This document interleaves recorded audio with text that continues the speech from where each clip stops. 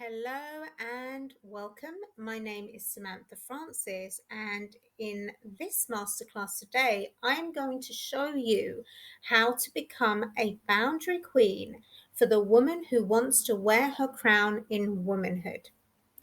So let's get straight into it. What are boundaries? Now, this is something I hear a lot from women that actually they don't really know what boundaries are. You hear it so much, like everywhere, social media, TV, everything. But when you actually ask somebody what is a boundary, they don't actually know. So let me explain this to you in a really simplistic way. Boundaries are our internal standards that we keep for our well being and our highest good. So now you know what boundaries are. The second question would be, why are boundaries important? Well, they come from a space of self worth, self love, and they offer an opportunity to experience a healthy relationship with yourself and others. And it's so important that we have them. So, if you're struggling with boundaries in one area, it is likely that you're struggling with boundaries in other areas too. Because the truth is, it comes down to your belief systems about yourself and others, and essentially your self worth. And the truth is, how you feel about yourself shows up in the different areas of your life in a very similar way. So I invite you, have a look at the different areas of your world and examine where maybe you're lacking in healthy boundaries, because this is so important that we're actually really honest with ourselves, because from honesty and truth, we can create change. So some of the excuses or reasons we tell ourselves when we choose not to place boundaries could be anything that falls in line with any of these right here. So there are so many reasons right here. If you have a look, some as simple as we have a child together. One that I hear a lot in the spiritual community is, I'm an empath. I see the good in him or her. I feel their pain, to the detriment of yourself and creation of your own pain, of course. I don't want to hurt their feelings. I'm scared they'll leave me. I don't want an argument. I don't want my child to hate me. It's easier to just give them what they want. I know I'm sick, but I'll go anyway just to avoid a fallout. Now, do you see how some of these actually are a reflection of of self worth, of lack of power, of lack of confidence? And actually, I think every single person watching this masterclass will resonate with at least one of these statements right here. Okay. But we have to discern whether these statements are excuses, as in, like you say, you want an easier life and it's easier to give others what they want instead of feeding within, or they're actually genuine reasons. A lot of the time, I think if we're really honest with ourselves, they will be excuses. And there's no judgment there. We've all been there. That's the truth. We're human beings. We're always learning and evolving. But the more you resonate with your truth, the quicker it is to create the change. So, just a side note, often we do not place boundaries because we want to be loved, accepted, wanted, and valued. And again, this comes back to how we feel about ourselves. It comes back to self worth. It comes back to personal power. But the truth is, this is the wrong way to get the love that you want and deserve. The work must start inwardly first. The reason for this is, and this is something I teach my private clients, is that the sacred mirror is always working. And what I mean by that is how you feel about yourself internally, your belief systems that you hold, your experiences, your expectations, they are all being played out in front of you in the different areas of your life.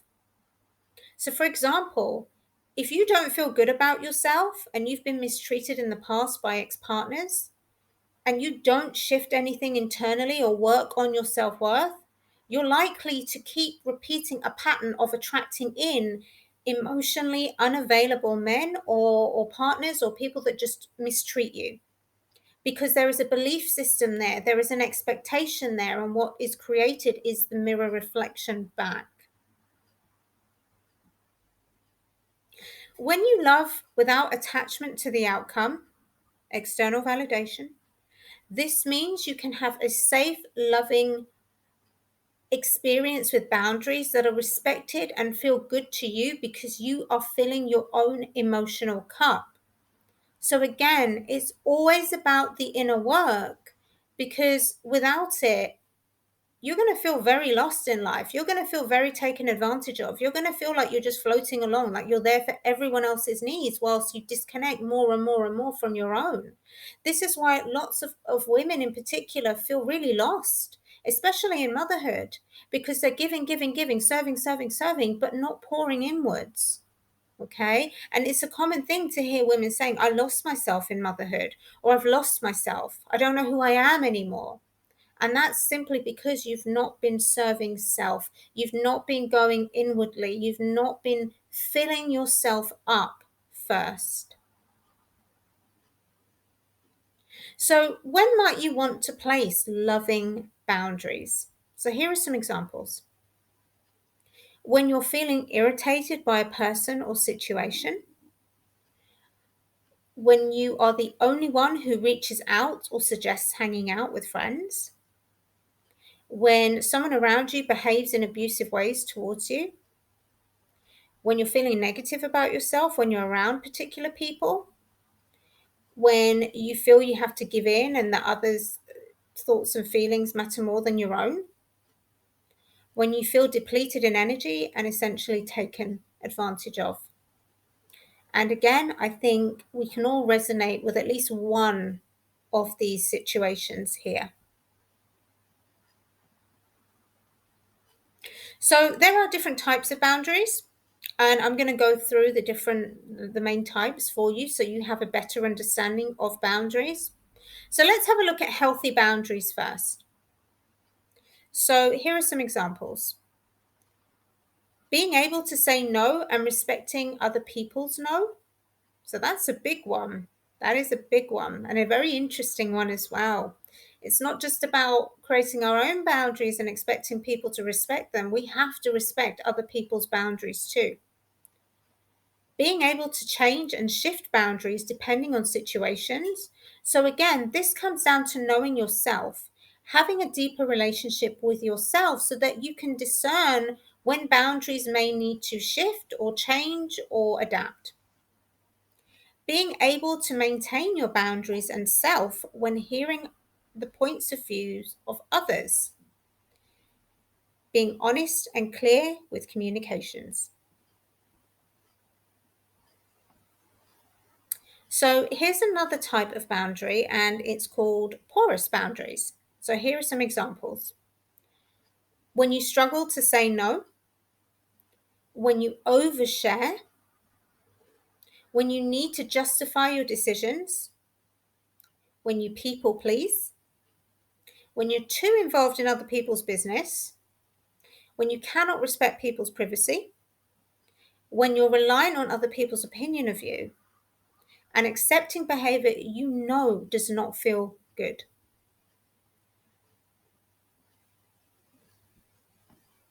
Now let's have a look at rigid boundaries.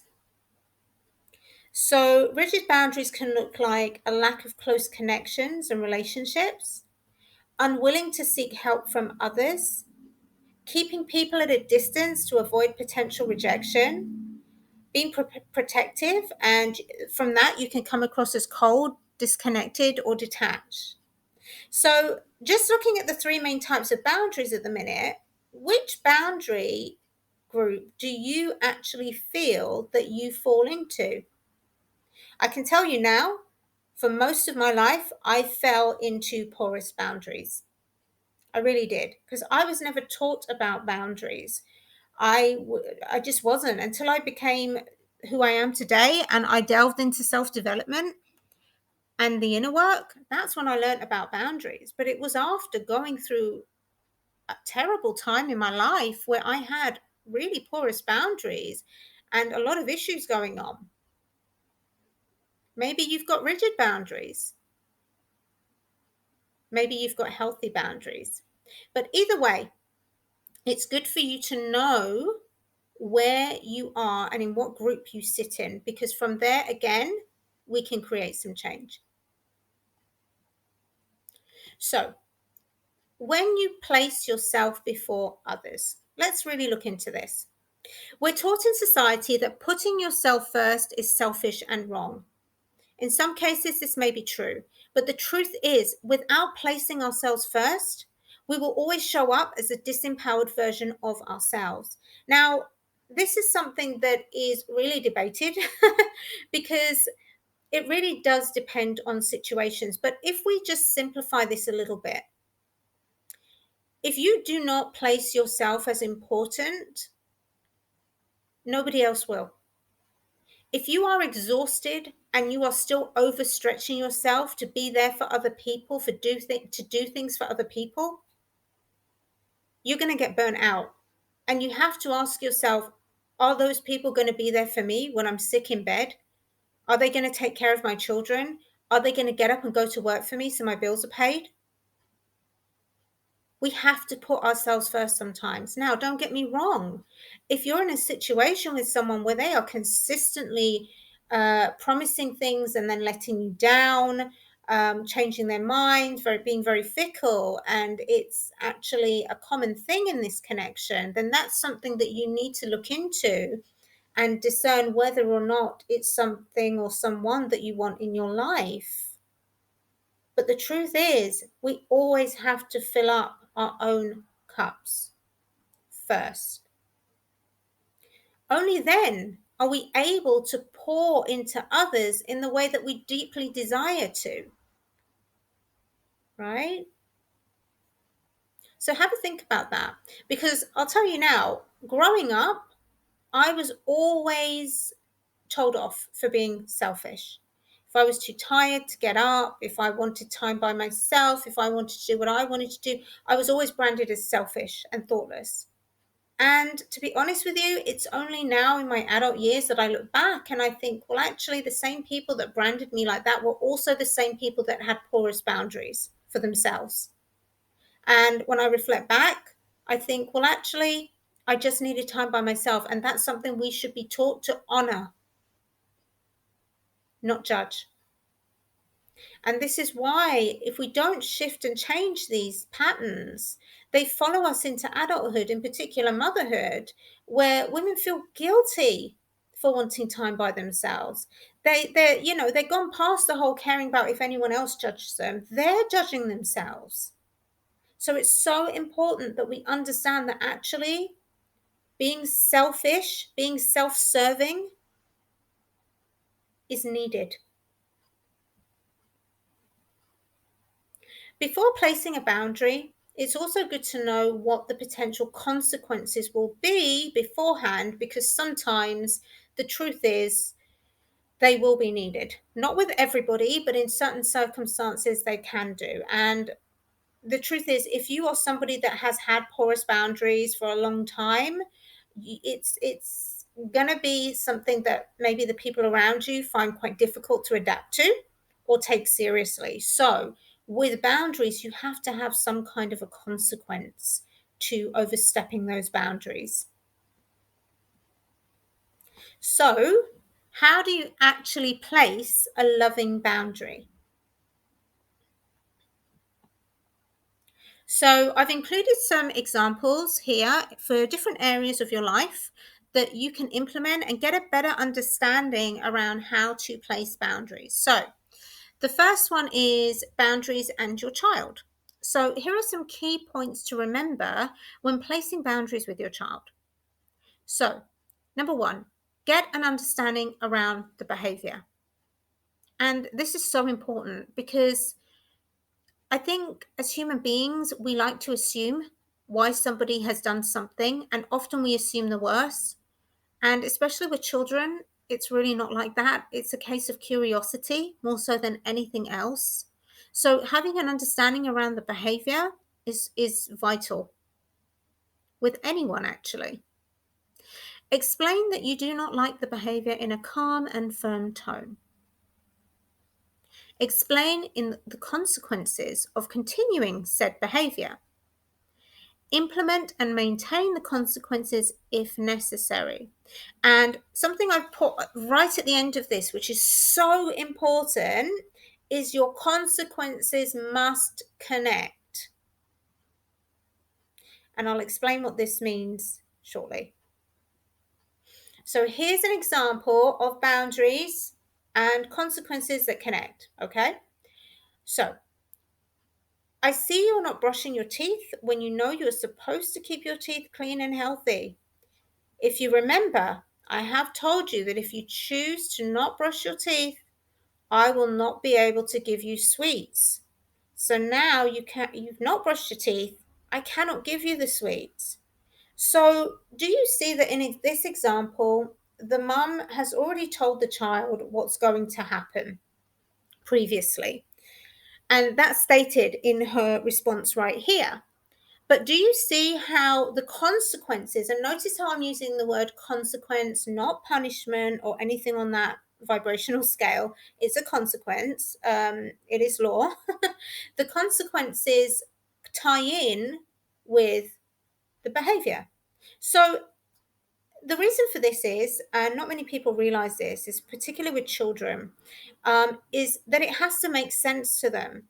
So, for example, if the child was not brushing their teeth and they had a play date the week after, and you said, right, you haven't been brushing your teeth. As I told you before, there's going to be a consequence. Now you can't go to your friend's house, or now you can't play on the PlayStation, or now you can't have that magazine. Well, that's quite confusing for a child because they don't really understand how that connects in with brushing teeth. And often what will happen is they will react, and not in a way that you like. An example of that would be via a tantrum. Okay. So try your best to connect the consequences with the behavior that is not liked. Okay. And let's just bring something to this to the forefront here as well. Let's remember it's the behavior that you're not happy with, not the child.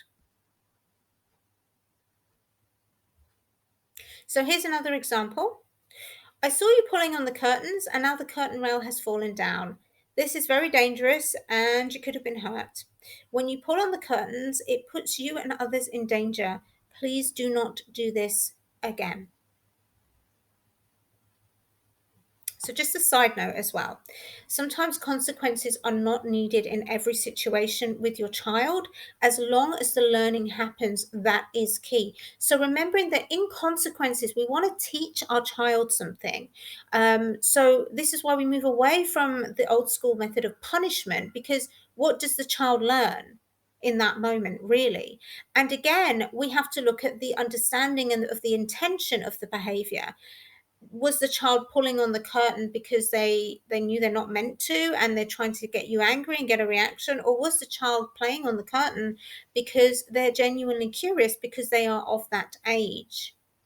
So even in the example with the curtain pulling, there is education in that for that child to acknowledge and absorb. So let's have a look at boundaries in relationships. So a very common example, arguments. So you could say, and again, you obviously word this in whatever way feels right for you. I really care about us, but I notice your voice raises when we're discussing things. When the volume raises, it makes me feel vulnerable and threatened. I would love if you speak to me respectfully and with a lower volume, please. I'm choosing to speak to you with a calm tone and a lower volume.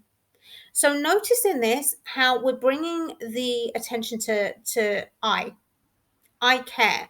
I feel. This makes me feel. I would love. Okay.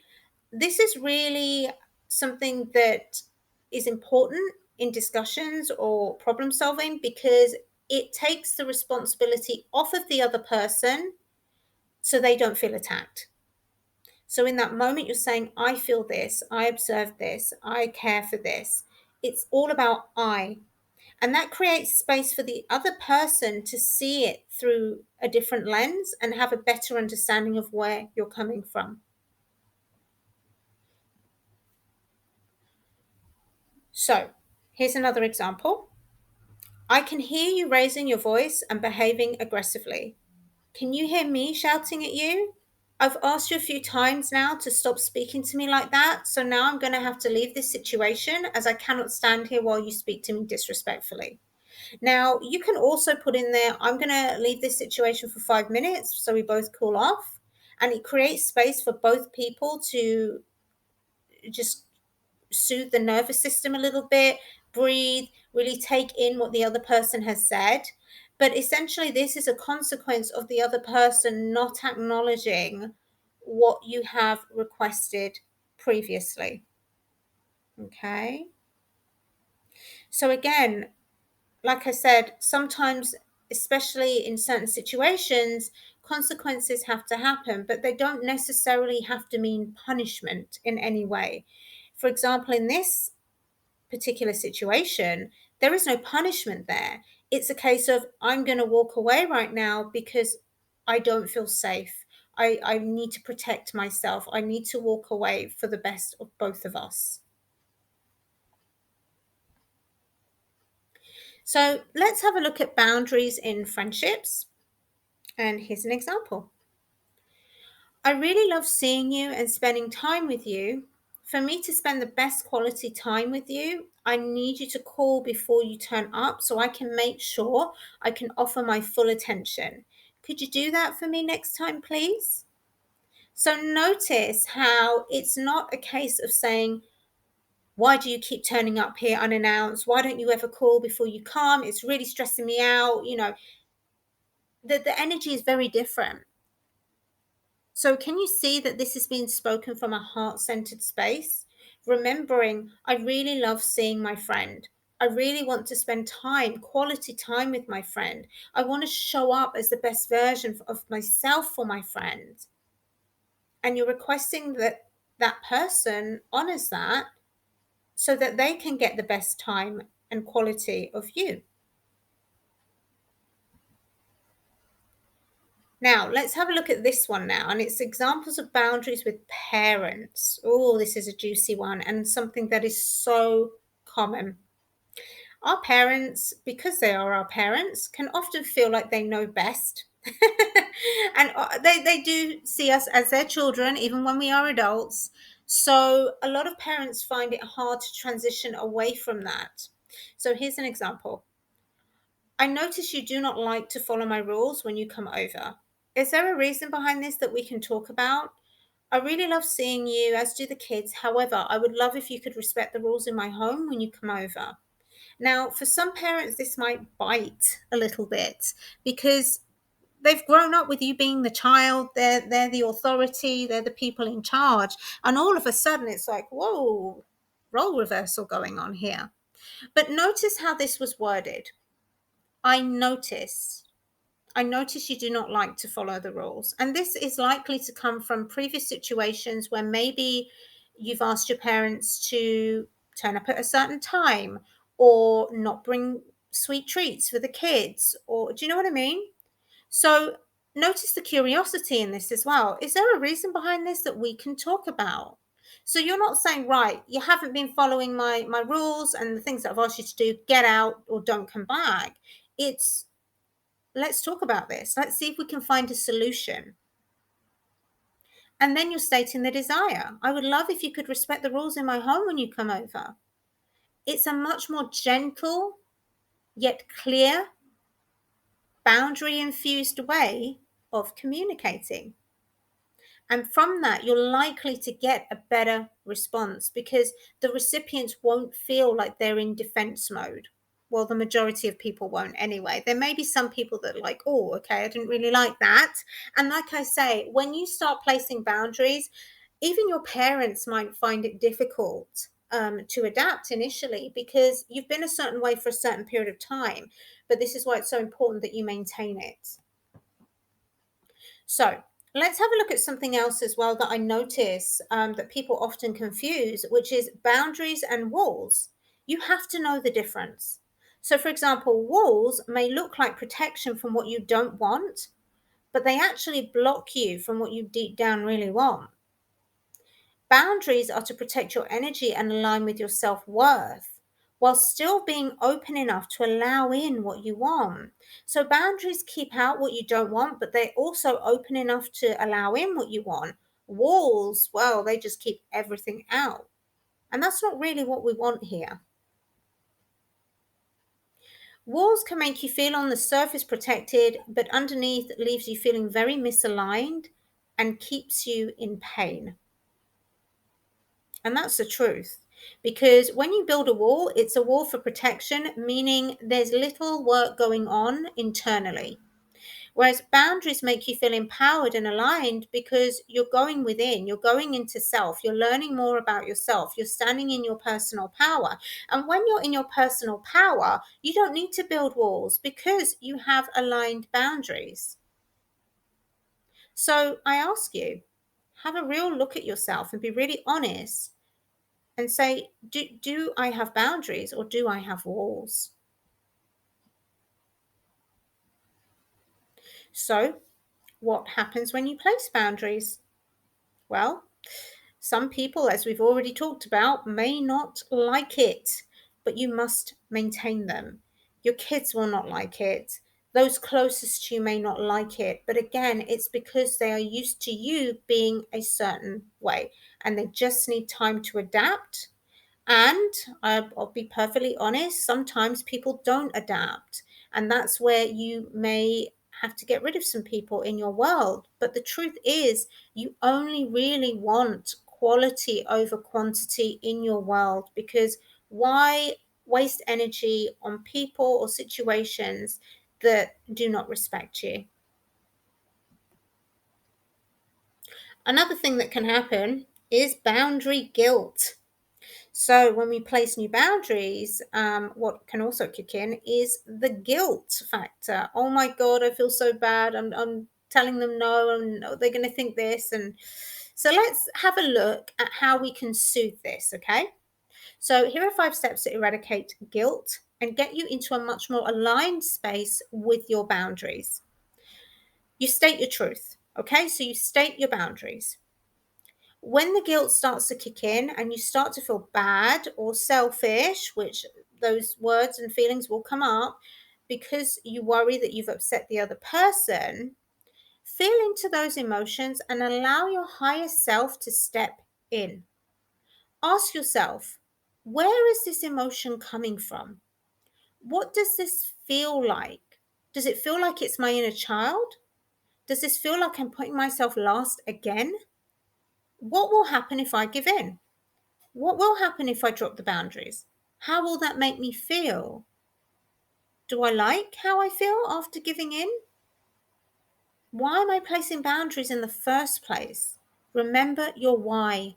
It is so important because it's so easy to forget. Then you affirm to yourself, I am placing a healthy boundary because I am important too.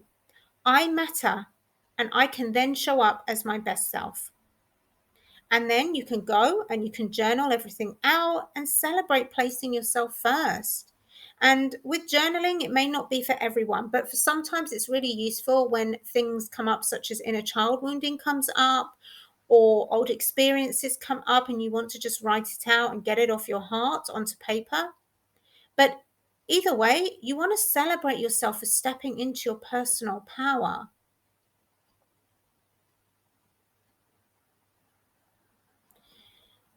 So just so you know, this will take practice, but when you get it, you will fast forward from asking yourself how you feel to just knowing confidently that what you're doing is in the best interest of you and others in the long run. So let's have a little boundaries and confidence activation. We must always remember as queens, we can place and maintain boundaries, but people feel our energy before anything else. So we must embody personal power and boundaries, as that is just as important. When we are aligned with our boundaries, there is rarely a need to even speak our boundaries because people can just feel it. Have you ever met someone and you just had this feeling like, oh God, this person doesn't put up with any rubbish? You can feel it. Or you've met someone and you can feel like, this person feels a bit flaky. Without even having a proper conversation, have you ever gone into a room and you just felt the energy of the room? Have you ever realized why you connect with certain people? It's because of how they feel and how you receive them. So energy is everything. Embodiment is everything. Okay. So we're going to do a little activation right now just to end the masterclass. And I want you to get in a really comfortable position. So whether that's on the bed or on the chair, I want you to be as comfortable as possible. And I want you to just close your eyes. And I want you now to take some deep inhales through your nose and exhale through your mouth. And keep focusing on your deep breathing. As you inhale, your belly inflates. As you exhale, your belly deflates. Pull your breath in as far down as you can, still focusing on your breath.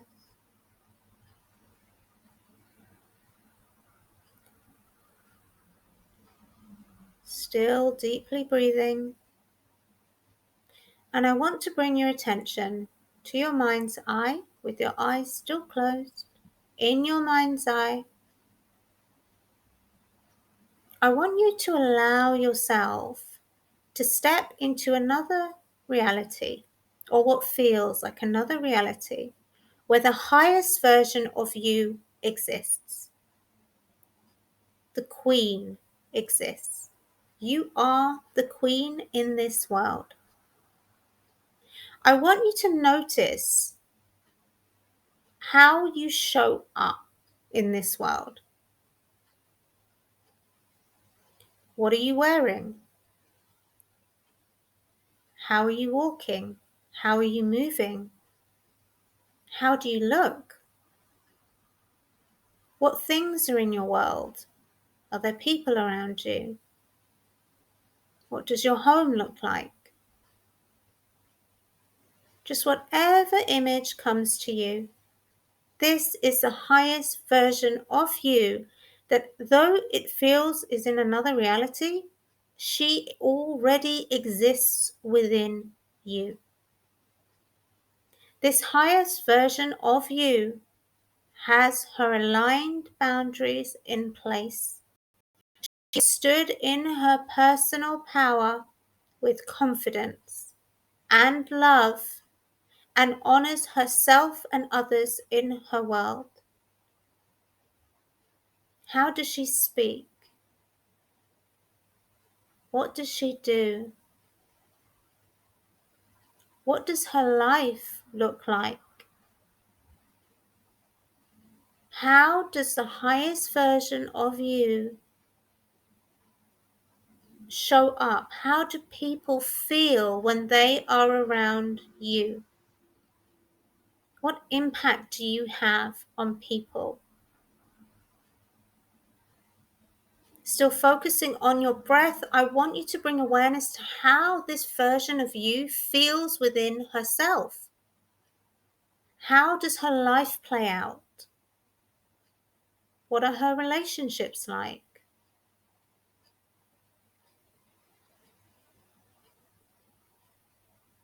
Still focusing on your breath. What does she do with her day? How does she speak to people? This version of you that already exists is living a life of aligned boundaries and confidence and personal power.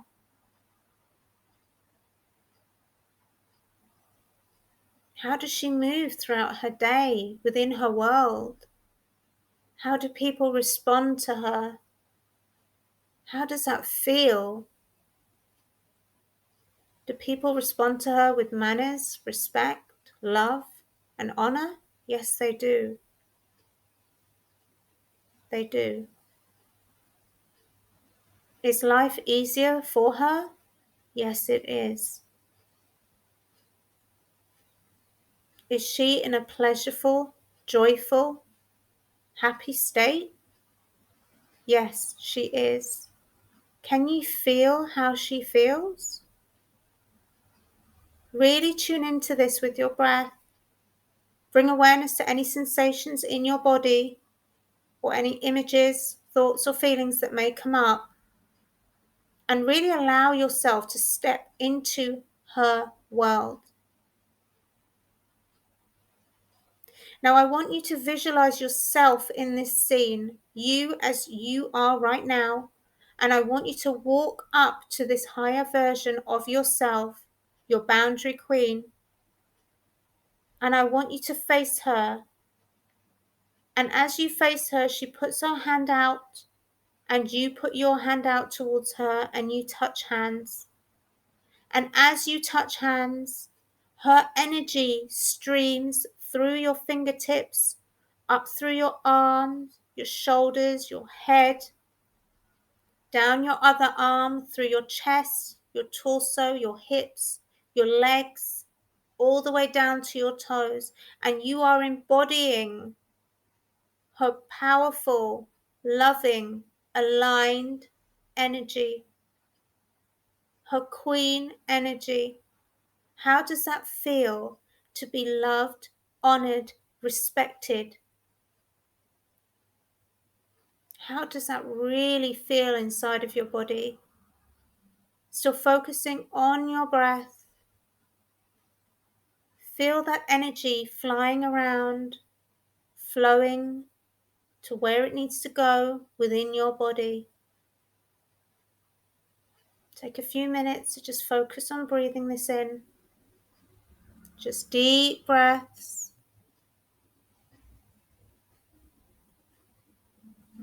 And now you start to move your hand away from hers.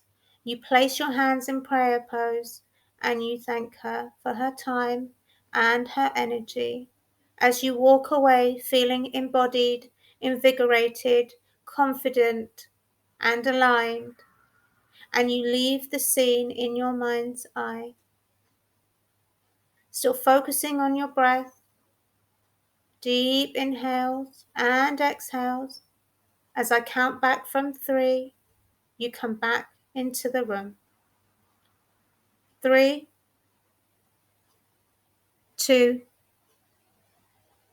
1, come back into the room. So that was a really short and powerful activation, and that is something that you can use whenever you feel like you want that confidence boost, that boundaries boost, whenever you feel like you really want to get in and embody what it feels like to have those boundaries and to live that life of power and presence and honor for yourself. That's all there for you. And remember, your boundary queen is already there laying dormant within you. So by doing this activation, you bring her out more and more and more. And as you do that, you step more and more into your personal power. So I hope you've enjoyed the masterclass today. I'd love to hear how you found it. And remember, refer back to this when you're having those guilt days, when you're having those feelings of, can I do this? Remember this. Yes, you can. Thank you for joining me. Bye-bye.